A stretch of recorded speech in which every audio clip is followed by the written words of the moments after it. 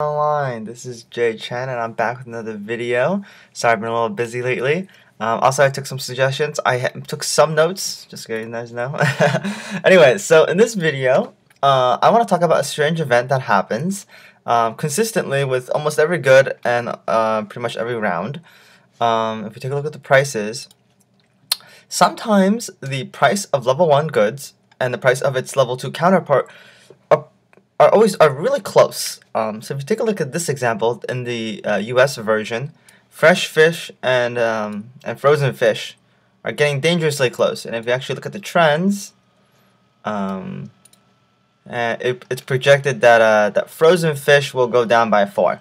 So in my opinion, I think what's going to happen is that both fresh fish and frozen fish will both hit 5. That happens sometimes. I think there's another example, also in here, I believe. Yep, sausages. Sausages are going up though. Whereas sausages was at 6 for 2 days, and pigs were at 5. Okay, so and pigs looks like it's gonna stay at 5 as well. But as you can see, so this what is this? Like, this is not very good. This, I guess, if I recall this, give this a name to the situation, I will call this when level 2 goods are unprofitable. Okay, why is that? Right, so if all you have is a slaughterhouse, you make sausages, and you need to buy your own pigs. So you buy pigs, 2 pigs, that's $10, and you sell your sausages for 8. So you're losing $2 every single time you make a sausage. And that's not very good, obviously. And so then the question, if you think about it, if that is true, well, I mean, that is true, that you do lose $2 for every sausage that you make. How are some of these people, still staying alive? Because they have to, their company needs to continue to do this. So I guess this would be the better example, because this is going down, right? The company needs to continuously make more fish, in this example, more frozen fish, in order for the prices to keep going down, because prices are going down because people are producing too many frozen fish compared to everything else, right? So how are all these companies staying alive? Well, the thing is that they are chaining, meaning either they produce their own fresh fish and convert it to frozen fish. So in that case, they don't have this cost of 10; they just make this 12. But $12 a unit, but you had to spend 3 buildings to do it. Not that great. Compare that to, say, stone. It's only 1 building, and you get $13 a unit. Okay, so just think about it that way. Also, the other thing is that the players could be chaining with a shop as well. So they could be buying the fresh fish, producing frozen fish, and then selling this at 18, right? Because 1.5 of 12 is 18. So that would mean that it's cost 10 to produce and they sell at 18. So they make $8 profit per unit. It's not very good, considering you had to use a factory and a shop to get that $8 a unit. Again, if you compare that to if you just were making stone, it's only 1 building and you're making $13 a unit. Anyways, okay, so this happens quite often. Is there any other example? I believe there's some more. Let me take a quick look. Okay, so like, for example, wheat. Wheat and alcohol are almost there. Wheat and flour is a pretty good example too. So wheat is at 12, flour is at 27. 2 times 12 is 24, so you really don't make a lot of profit making flour. And again, why are people still doing it? Well, that's because they're probably not selling the flour. They're not buying wheat and selling the flour. They're just making it into bread, and chances are they're also making their own wheat. Also, let's take a look at the Swedish version.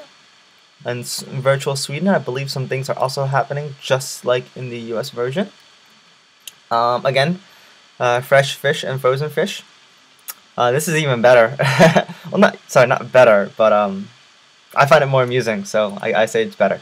Anyways, so fresh fish is at 27, and the frozen fish is at 57. 2 times 26 is what? Is 52. So those who are making frozen fish are only making $5 per unit. Actually less. They're actually losing money actually in this. Always forget about the stockpile tax. 10% of 57 is 5.7, so you're actually losing 0.7 every single time you make a frozen fish and sell it on the market.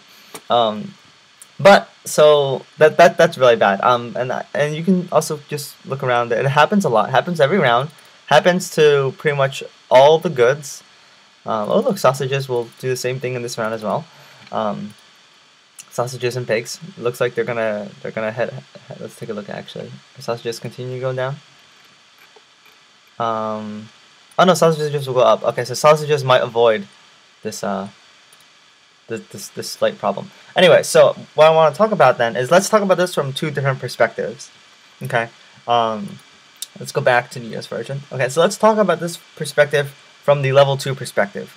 Alright, so if you only have a harbor, so you're not making your own fish and you don't have a grocery store to sell your frozen fish. If you only have this, if you only have a harbor and you come and or one or whatever, how many harbors you have, but if you only have the harbor and you don't have the supply chain, right, and the prices are starting to end up like this, you are pretty much screwed. You have to get out. You have to stop making frozen fish. You know, you don't have to deconstruct your harbor. You can just set your harbor warehouse to 0 and just stop. You know, take your staff out. Well, actually, maybe keep your staff in because it's really cheap to pay them. But just basically stop producing frozen fish, right? Because you're producing at a loss, so it's not a good idea. So you should stop. So then the question, then I guess this going back to it, right? But the prices, if everybody had just a harbor and they did not supply their own fish and they weren't selling the fish in their grocery stores, this would not happen. This would not happen, right? But this does happen because people make a chain and they supply their own fish and they sell their own fish. Okay, so this gives you like a hint at what's going on in the market, right? So if you want to know how many people, or if you want to know, let's say in the fish market, you know, what are people doing in the fish market? Well, if you look at this, these prices tell me that most people produce their own fish and produce their own fresh fish, produce their own frozen fish, and sell them in the grocery stores, or at least some combination of that. And so that gives you a little sense on the market. All right. Now let's take a look at this from the another perspective. Let's say that you, from the level 1 perspective, let's say you were making fresh fish, you know, all along. Sorry, I have to emphasize that all along. It's not that you want to enter the market; you were already making the fresh fish. We'll come back to that later. Okay, I'll show you an example of that because I was doing that in Sweden. These prices aren't very good. Hold on, let's look at. Okay, so here we are. Here's the price history for fresh fish and frozen fish in Sweden. This round. If you looked, they both went up and then it tanked and they both hit 5. This seems to happen quite often. I think this happened last round in the US version. It's gonna happen this round in the US version, and it happened in Sweden this round as well. So someone tell me about that, huh? It's kind of strange. Anyways, so what is happening here? Alright, so in this situation, this is very good for me because I'm making frozen fish, and I started making frozen fish, I don't remember when, probably like, I think right around here, right around day 20 or something. I started making frozen fish, not frozen fish, fresh fish, and this is very good for me because what this does, I don't know if you can see this, but the prices of fresh fish are going up and the prices of frozen fish are also going up. Fresh fish by 1, frozen fish by 2 every day. There's a little jaggedy here, but it's pretty much like that. This is very good for me, for the fresh fish producer, because what happens is that it's never actually profitable to buy fresh fish and make frozen fish and sell the frozen fish. Just like how it is now, right? Just like how it is now, it's not profitable to buy fresh fish, produce frozen fish, and sell the frozen fish on the market. Okay, the only way you make profits is if you chain them. Okay, now, why is this very good for me? Being the fresh fish guy.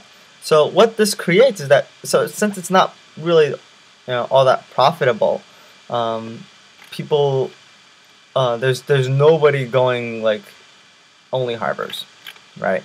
And when that happens in the market, let's go to the market, click on for sale. From the very beginning, there was a lot of fresh fish on the market, right? And what can people do with fresh fish? Well, the only thing you can do with fresh fish is make frozen fish out of it. But it's not very profitable to make frozen fish without a grocery store, right? And so what happens is that there just ends up being a lot of fresh fish on the market. I believe it's happening in the U.S. version as well. Let's take a look. Yep. Look, there's lots of fresh fish on the market. Because it's not really all that profitable to buy the fresh fish and make frozen fish. Okay, so that's one thing that happens. And why is that good? Well, in my opinion, this sort of goes along with demand. Is that when there's a lot of goods in the market, so for example, fresh fish in this situation, people don't really want to produce it because they could just buy it, right? And there's no real as like I said, remember before with the examples with when I kept on saying the frozen fish and fresh fish examples, it takes you 3 buildings to get the 54. Well, actually, it takes a little more than 3. Sorry, this is fresh fish.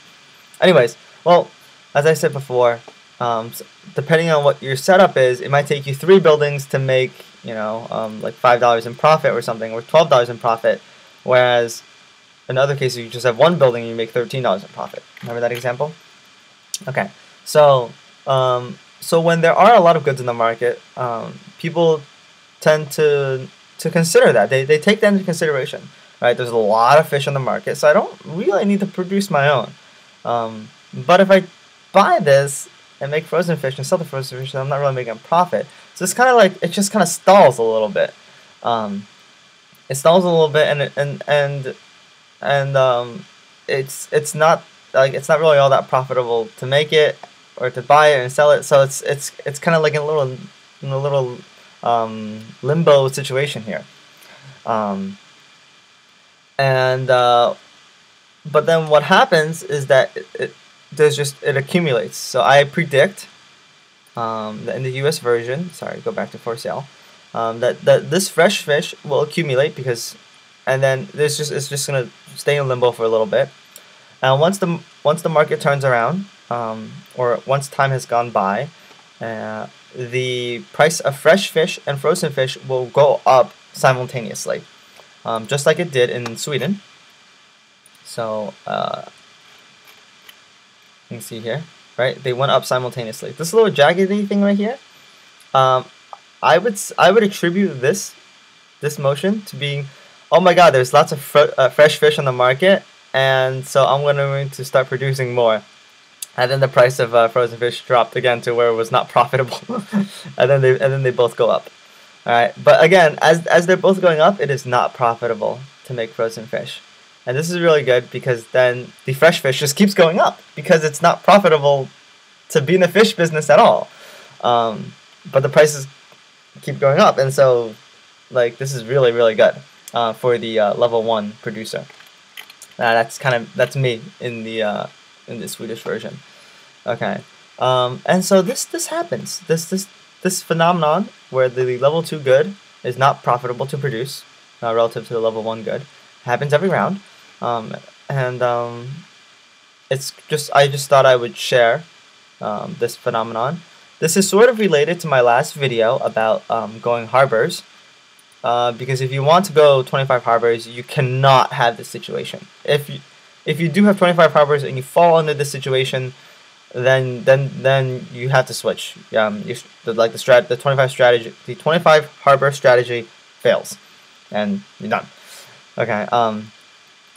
But I think one of the things, I don't know if you've seen my last video, is that part of the 25 harbor strategy is to prevent this from happening. But anyways, I can move this. No, I can't. Okay, anyway, sorry about that. Alright, so that was my little spiel about what happens in the market. let me know what you think about it. And yeah, I hope you guys have fun, and I'll see you around later. Bye.